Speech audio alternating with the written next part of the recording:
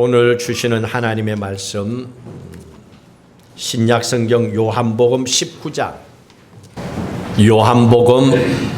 19장 28절에서 30절의 말씀까지 함께 읽도록 합니다. 그 후에 예수께서 모든 일이 이미 이루어진 줄 아시고 성경을 응하게 하려 하사 이르시되 내가 목마르다 하시니 거기 신포도주가 가득히 담긴 그릇이 있는지라. 사람들이 신포도주를 적신 해면을 우슬초에 메어 예수의 입에 대니 예수께서 신포도주를 받으신 후에 이르시되 다 이루었다 하시고 머리를 숙이니 영혼이 떠나가시니라. 아멘. 우리가 이렇게 길을 걷다 보면 직진으로 걷는 직선 길이 있고 굽어서 돌아가는 곡선의 길이 있습니다. 우리의 삶을 한번 돌아보십시오. 어떤 때는 아무리 부르짖고 기도해도 내 인생이 달라지지 않고 여전히 그 자리에 머물러 있을 때도 있습니다. 상황은 오히려 더 나빠진 상황도 있을 겁니다. 또 과거에도 힘들었고 현재도 힘들고 그래서 나의 인생의 미래도 힘들 거라고 생각하기도 합니다. 그런데 이런 생각들이 우리의 삶에 걸림돌이 된다는 걸 생각해 보셔야 됩니다. 우리가 한 가지 알아야 되는 것은 우리의 인생의 과거가 좋지 않았다고, 우리의 현재가 좋지 않다고, 우리의 앞으로 미래까지도 나쁠 것이라고 하는 그 착각, 그 생각에서 우리는 나올 수 있어야 됩니다. 거기에 묶여서는 안 됩니다. 사람은 습관적으로 시간을 생각할 때 항상 직선으로 바라봅니다. 항상 앞으로만 달려간다고 생각합니다. 그래서 A 다음에는 B가 나오고 B 다음에는 C가 나온다고 생각합니다. 그래서 과거도 현재도 힘들면 나의 인생의 미래도 힘든다고 생각하고 지금 절망하고 포기해 버리기도 합니다. 하지만 하나님께서는 직선으로 일하지 않는다는 걸 한번 돌아보셔야 됩니다. 요셉의 인생을 보십시오. 형제들에게 억울하게 팔려서 노예로 갔습니다. 노예로 팔려가서 누명을 쓰고 억울하게 감옥에 갇혔습니다. 직선적으로 그의 인생을 보면 형들이 팔한 과거, 현재도 억울하게 감옥에 갇혔어. 그러면 요셉의 인생은 더 나쁘게 추락하고 끝날 것이라고 생각합니다. 이게 인간들이 생각하는 절망, 스스로 만들어내는 것입니다. 그런데 하나님께서는 요셉의 인생의 추락의 마지막 끝에서 그의 인생의 애굽의 총리의 자리를 준비해 놓고 계셨습니다. 이건 아무도 몰랐습니다.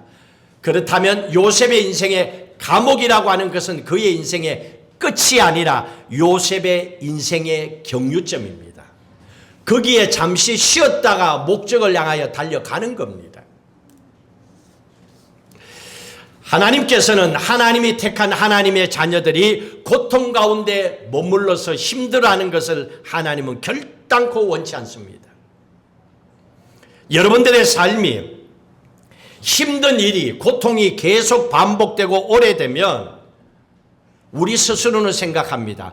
그 고통과 힘든 것이 내 인생의 전부라고 받아들입니다. 그래서 내 인생은 절대로 변화가 생기지 않을 거야라고도 생각합니다. 그래서 자신의 인생을 부정적으로만 보려고 하는 거예요. 생각도 부정적으로 생각하려고 합니다. 더 안 좋은 것을 스스로 만들어내고 있습니다. 오늘 그게 나의 모습을 여기까지 만들어 힘들게 한 원인일지도 모릅니다. 그런데 돌아보십시오. 여러분들이 힘들었던 그 순간과 살아온 삶의 순간순간에 여러분들이 겪었던 힘든 일들은 여러분들이 무엇을 잘못해서 생긴 일이 아닙니다. 그리고 하나님께서 여러분들을 사랑하지 않기 때문에 생긴 일도 아닙니다. 지금 당장 여러분들이 이해할 수 없지만 어느 시점에 가게 되면 왜 내가 그 상황에서 그렇게 힘들었는지를 이해할 날이 올 겁니다. 하나님을 생각하셔야 됩니다. 하나님은 우리의 인생을 곡선으로 일하는 분입니다. 우리는 둘러가는 것을 싫어합니다. 굽어진 길을 싫어합니다. 항상 빨리 바로 해치워버리는 걸 원합니다. 그러나 하나님은 그렇게 하지 않습니다.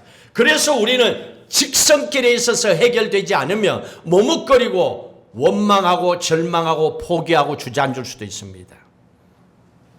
근데 우리가 살아왔던 그 직선길에서 우리 스스로가 내 인생이 끝난 것처럼 보여질 때가 있을 겁니다. 여러분 스스로가 생각하는 끝난 것과 같은 그 인생의 시점에서 하나님께서는 여러분이 서 있는 그 직선을 향한 그 방향에서 하나님은 다시 그 밖에서 나를 위하여 일하고 계십니다. 직선길이 아니었습니다. 내가 생각하는 그 길이 아니었습니다. 그 밖에서 하나님은 나를 위하여 움직이고 계셨습니다. 내 눈에는 보이지 않습니다. 안 보인다고 없는 게 아니에요. 여러분들의 인생은 절대로 직선으로 끝나는 인생이 아니라는 걸 깊이 생각하셔야 됩니다. 오늘 우리는 종료주의를 맞이하고 고난의 한 주간을 보내고 부활의 주의를 맞이하려고 합니다. 우리의 인생이 절대 직선으로 끝나지 않는다는 것은 예수 그리스도의 십자가의 죽음은 죽음으로 끝나는 것이 아닙니다.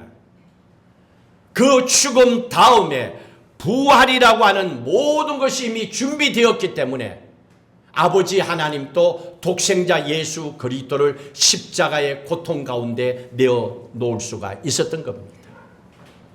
이건 절대로 직선길을 걸어가는 사람들에게는 보이지 아니하는 하나님의 비밀입니다. 그래서 우리는 십자가와 고난은 축복의 통로요 구원의 축복의 통로라는 겁니다. 예수님께서는 고난주간 금요일날 오전 9시에 십자가에 못 박히시고 오후 3시에 운명하셨습니다. 6시간 동안에 십자가에 매달려서 고통을 당하셨습니다. 인간들이 생각하는 사형 방식 가운데 가장 잔인하고 고통스러운 것이 십자가형입니다. 왜 십자가형이 그렇게 고통스럽냐면 십자가형은 최고의 고통을 최대한 오래 죄인이 느끼도록 하는 거예요. 일찍 죽도록 안 하는 겁니다. 최소한 10시간에서 15시간을 거기에 매달려야 숨이 끊기는 거예요. 얼마나 잔인하고 고통스럽습니까? 오죽했으면 그 당시에 제수의 가족들은 제발 빨리 죽여달라고 형을 집행하는 사람들에게 뒷돈을 주기도 했다는 기록이 있습니다. 그만큼 힘든 고통의 길이 십자가입니다. 그 시간 동안의 고통을 당하면서 하늘과 땅 사이에서 예수님께서는 7마디의 울부짖음을 우리를 향하여 던지셨습니다.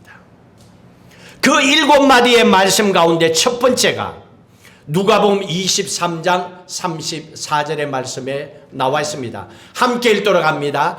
이에 예수께서 이르시되 아버지 저들을 사하여 주옵소서. 자기들이 하는 것을 알지 못함이니이다 하시더라. 그들이 그의 옷을 나눠 제비 뽑더라. 예수님께서 첫 번째 십자가에 달리시고 운명하기 바로 전에 울부짖었던 것 바로 저 기도였습니다.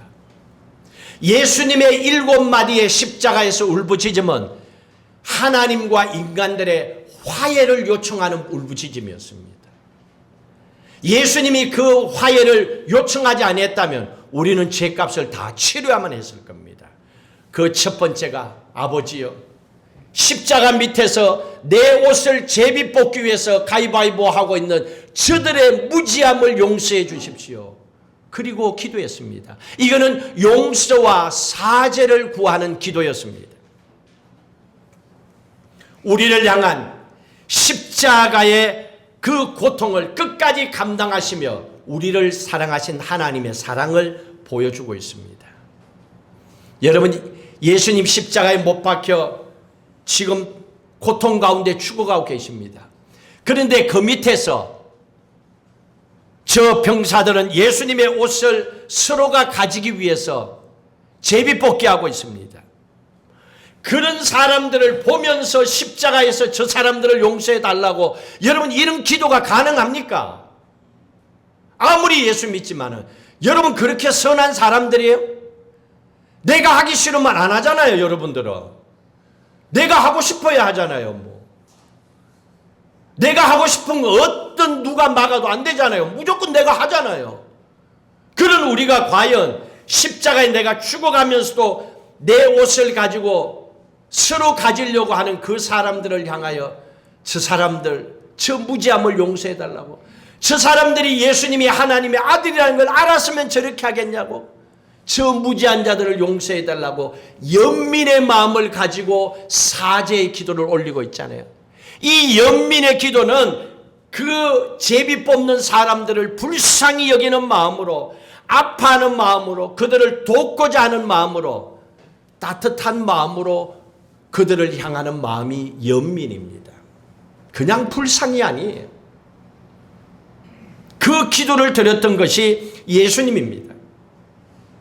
그 죄인들조차도 마지막 순간에도 용서해달라고 그렇게 기도하고 있습니다. 여러분들은 가능한 세상을 살면서 용서하지도 않고 용서받을 일을 만들지도 않고 살죠. 왜냐하면 여러분들 다 똑똑하니까. 웬만하면 그런 걸 안 만들죠. 그런데 살다 보면 또 그런 게 있을 수도 있잖아요. 그럴 때 한번 생각해 보십시오. 과연 그때 나는 예수님처럼 용서와 사죄를 그에게 베풀며 기도할 수 있을까? 두 번째로 예수님께서 외치신 말씀입니다. 누가복음 23장 43절의 말씀 함께 읽도록 합니다. 예수께서 이르시되 내가 진실로 내게 이르노니 오늘 내가 나와 함께 낙원에 있으리라. 지난 주일의 말씀입니다. 오늘 네가 나와 함께 낙원에 있으리라. 예수님과 함께 십자가에 못 박힌 두 강도 가운데서 한 강도가 죽음 직전에 예수님께 요청했을 때 예수님께서 대답하신 말씀입니다. 나를 기억해 달라고. 그럴 때 네가 오늘 나와 함께 낙원에 있을 것이라고. 함께 너도 주님의 자리에 천국에 가게 된다고 구원의 자리에 세워주시는 축복의 메시지였습니다. 그런데 이 사람은 구원받은 걸로만 끝나고 말았습니다. 우리에게는 예수 믿고 하나님의 자녀가 되었다 이렇게 불러주는 칭의죠.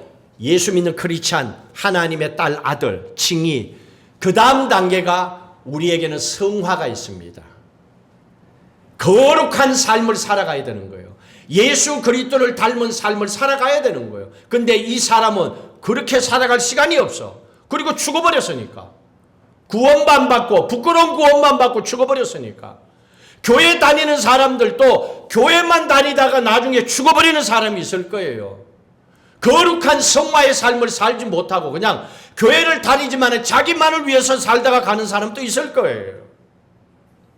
오늘 나에게 주시는 말씀인지도 모릅니다. 여기서 한 가지 확인할 수 있는 것은, 분명한 것은 예수님께서는 하나님이 선택한 백성은 절대로 잃어버리지 않습니다. 부끄러운 구원이라도 살려내십니다. 마지막에 하나님은 살려내십니다. 우리 인간들은 하나님께서 택하여 자녀로 삼아 주셨고 하나님의 자녀가 되었습니다. 그럼에도 불구하고 하나님의 자녀로 거룩하게 사는 삶을 실패할 수 있어요. 거룩하게 살지 못하고 교회만 다니는 크리스찬이 될 수도 있어야 됩니다. 우리는 실패할 수 있어요. 그러나 하나님은 결단코 실패가 없습니다. 구원받은 백성은 마지막에라도 반드시 건져내십니다. 이게 하나님이십니다. 하나님은 마지막 순간이라도 한 영혼, 택함 받은 그 영혼을 살리시고 회개하고 천국으로 데려가십니다. 세 번째로 주셨던 말씀이 있습니다. 요한복음 19장 26절 같이 읽도록 합니다. 예수께서 자기의 어머니와 사랑하는 제자가 곁에 서 있는 것을 보시고 자기 어머니께 말씀하시되 여자여 보소서 아들이니이다. 여자여 보소서 아들이니이다. 십자가에 달리셔서 죽어가는 상황 속에서 어머니 걱정을 하고 있어요.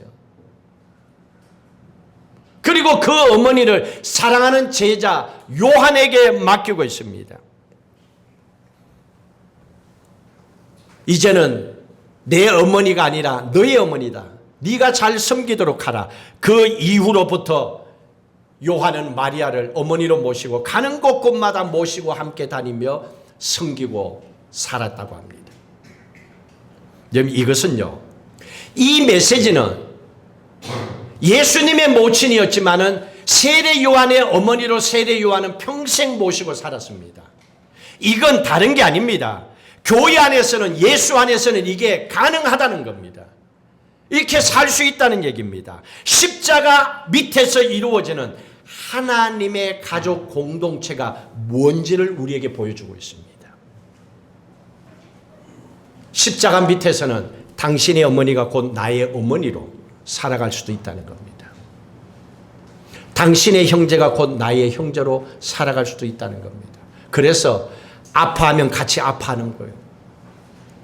기뻐하면 함께 기뻐해 주는 거예요.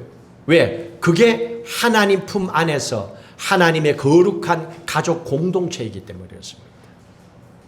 주일날만 그냥 쑥 보고 가는 게 아니에요. 그럼 가족이 아니죠. 저도 가족이 있어요. 그러나 한국에 있어요. 저만 여기 있어요. 근데 저는 여러분들하고 더 친해요. 맛있는 거 있으면 한국에 있는 형제들 생각 안 해요. 여러분들 생각해. 그래서 내가 여러분들 생각하고 또 가서 달래를 또 사고 왔잖아. 달래를 사고 와서 달래장을 만들었잖아. 밥을 좀 더 하라고 오늘 또 한 번 더 맛있게 먹게. 밥 모자라지 않도록. 여러분들이 생각나지 가족이 생각 안 나. 믿음 안에 가족의 공동체가 뭔지를 하나님께서 우리 안에 보여주는 거지요. 감사하고 즐거움이지요. 예수님께서는 사회적으로 약한 자들을 항상 가까이 하셨습니다. 살아가시면서도 아무도 그들도 보지 않는 세리나 장녀나 가난한 사람들, 중환자들, 억울하게 감옥에 갇힌 사람들, 전혀 관심이 없는 그 사람들을 사랑하고 사셨습니다. 그러면 우리도 어떻게 해야 됩니까? 예수님께서 사랑하는 사람들을 우리도 사랑할 수 있어야 되겠죠. 그래야 우리의 사랑도 진짜가 되는 거예요. 놈들이 하는 사랑만 하고 살면 그건 누구나 갈 수 있는 사랑이야. 크리스찬이기 때문에, 하나님의 자녀이기 때문에 다른 사람이 못하는 사랑도 할 수가 있어야 되는 거예요. 이건 다른 게 아니에요. 내가 빠져나가야 돼요. 내 안에 내가 자리 잡고 있으면 죽을 때까지 못하는 겁니다. 이거는 그냥 나만 위해서 살다가 끝나는 겁니다. 그러나 하나님은 그렇게 하지 않았습니다. 우리가 하나님의 택함 받은 자녀라면, 내 삶의 주인이 하나님이시라는 걸 믿는다면 이제는 내 삶을 하나님께 맡기는 거예요. 맡긴다는 게 뭡니까? 손을 내려놓는 거잖아요. 이게 맡기는 거잖아요. 근데 우리는 어떻게 해요? 주님께 맡겼어요. 맡겼는데 손을 못 내려놔. 걱정이 많아 못 내려놔. 계속 이러고 있어. 안 되면 다시 받아가려고. 여러분, 이건 맡긴 게 아니죠. 신뢰죠, 신뢰. 믿어야죠. 맡겼으면. 내려놓아야죠. 내려놓고 나면 걱정을 안 해야죠. 알아서 해준다고 믿어야죠. 이게 믿음이요. 이게 하나님에 대한 맡김이요. 신뢰입니다.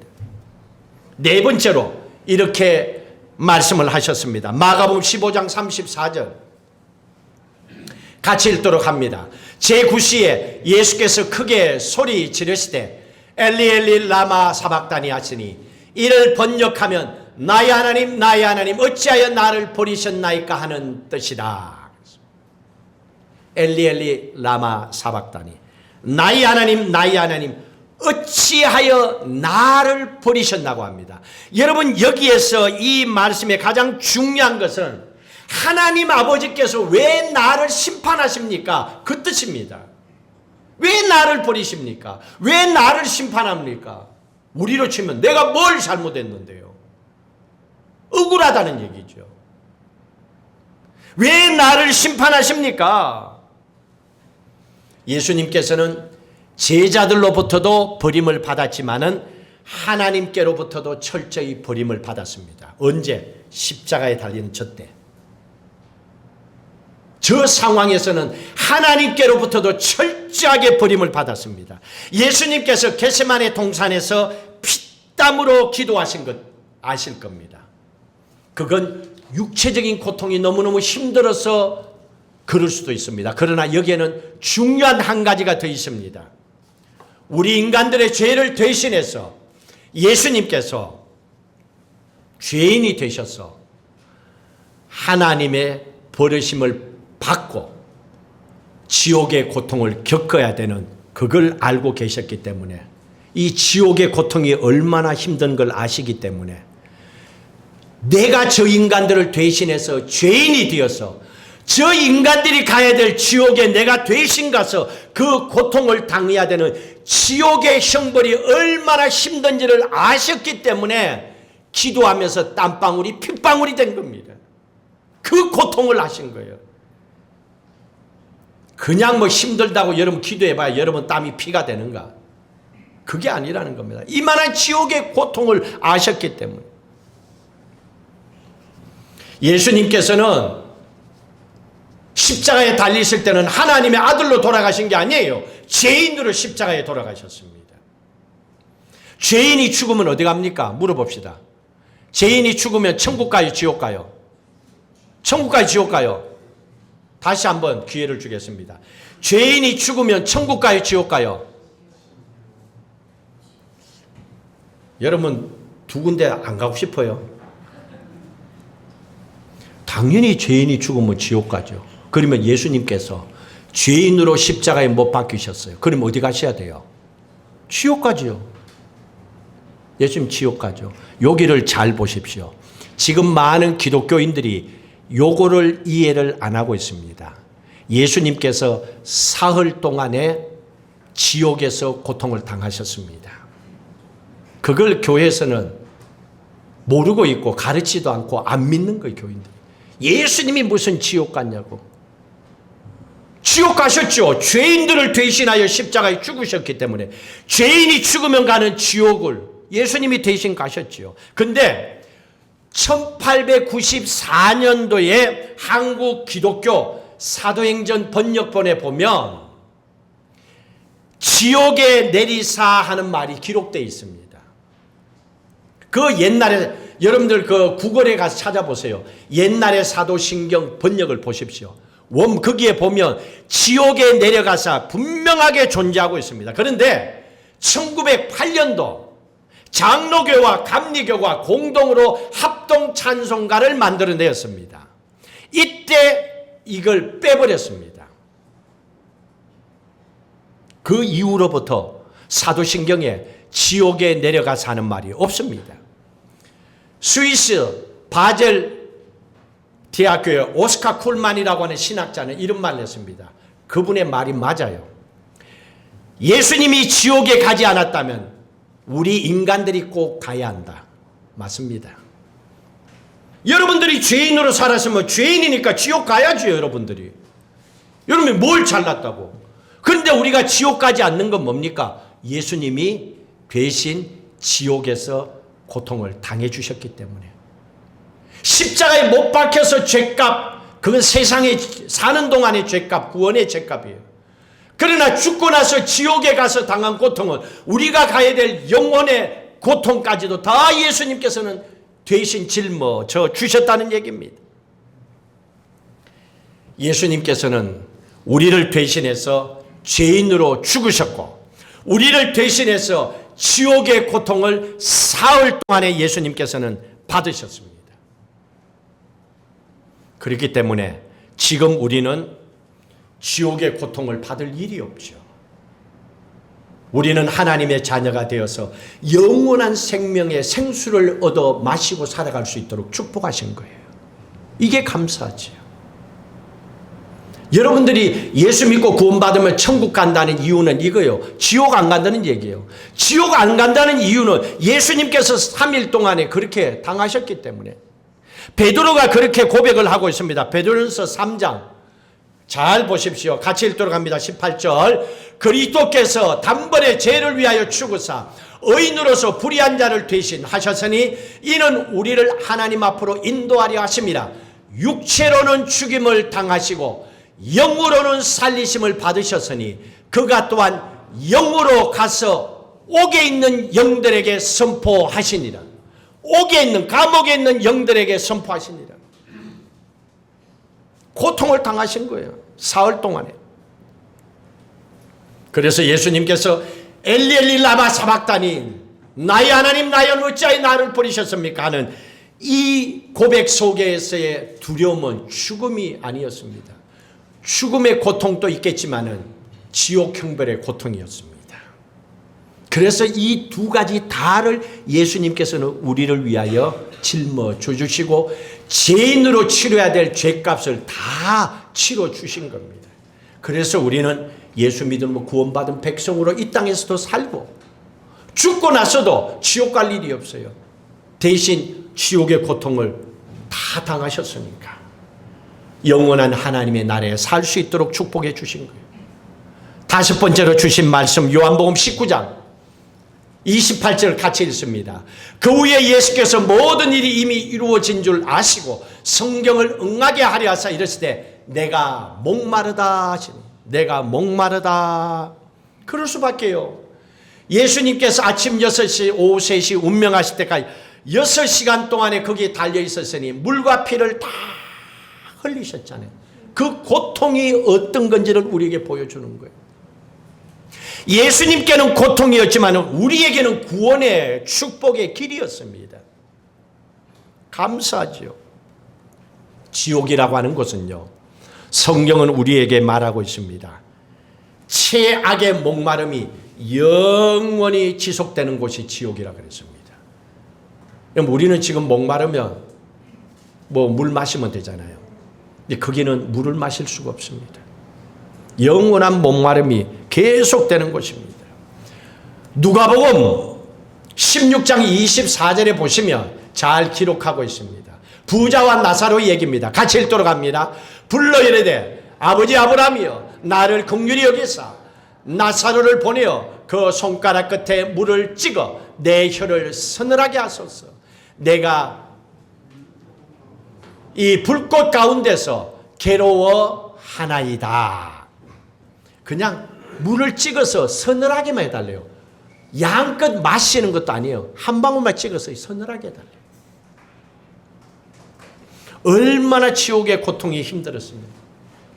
지옥의 목마름이 인간으로서는 해결할 수 없었으며 물 한 모금이 간절한 곳이 지옥입니다.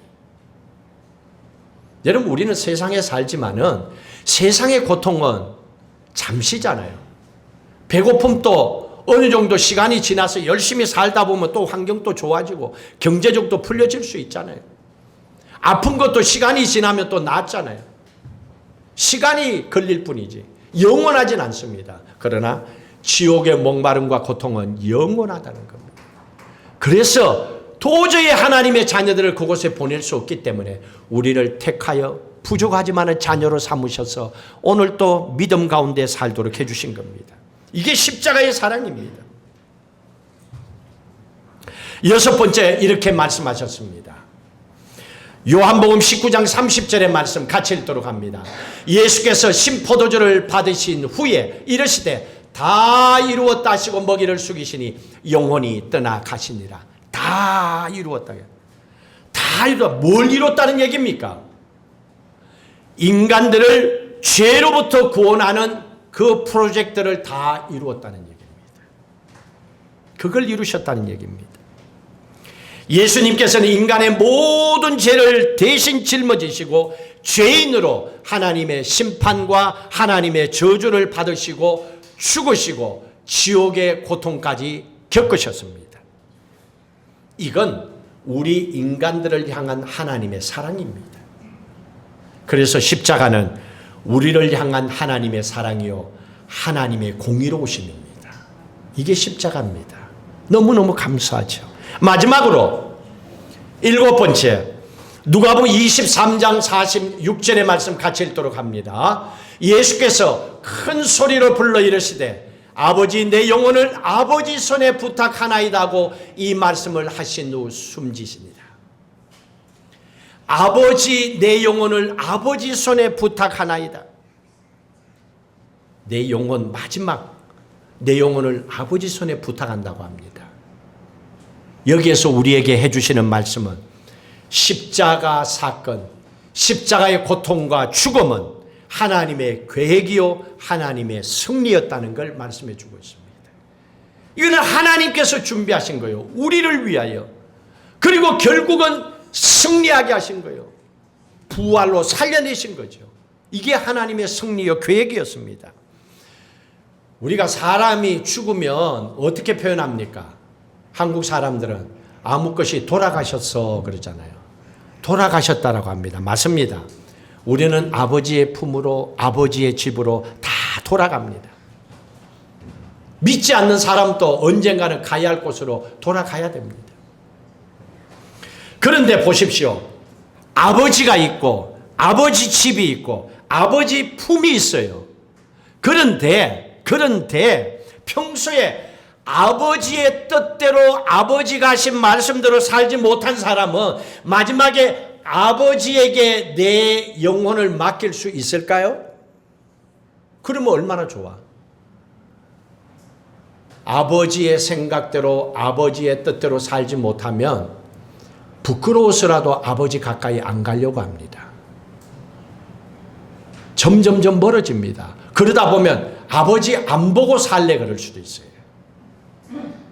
이게 우리의 인생들입니다. 그러니까 어떻게 해야 됩니까? 우리는 살아있는 동안에 아버지 하나님의 뜻을 쫓아 살아가야 되겠죠. 말씀대로 거룩한 삶을 선택하고 믿음으로 살아가야 되겠죠.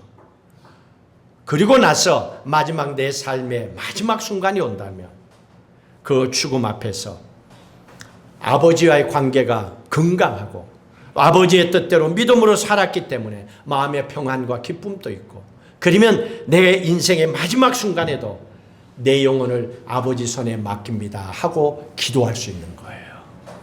여러분 이거는 모든 사람들이 할 수 있어야 됩니다. 우리만이 아닙니다. 세상에 살아가는 모든 사람들이 마지막에는 그의 영혼을 맡겨야 됩니다. 내가 할 수 있는 게 아닙니다. 여러분 오늘 말씀을 기억하시고 이거는 십자가에서 마지막 7마디의 울부짖음이었습니다. 그리고 하나님과 인간의 끼어진 관계를 화해시키는 길이었습니다. 그리고 우리를 향한 죄 용서와 또한 우리를 향한 구원의 축복의 길을 열어주신 그 부르짖음이었습니다.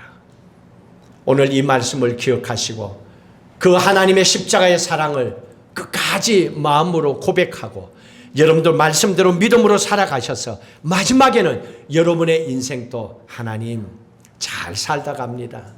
믿음으로 주님 말씀대로 살다 갑니다. 주님 내 영혼 또 받아주십시오. 이런 믿음으로 살아가시기를 주의 이름으로 축복합니다.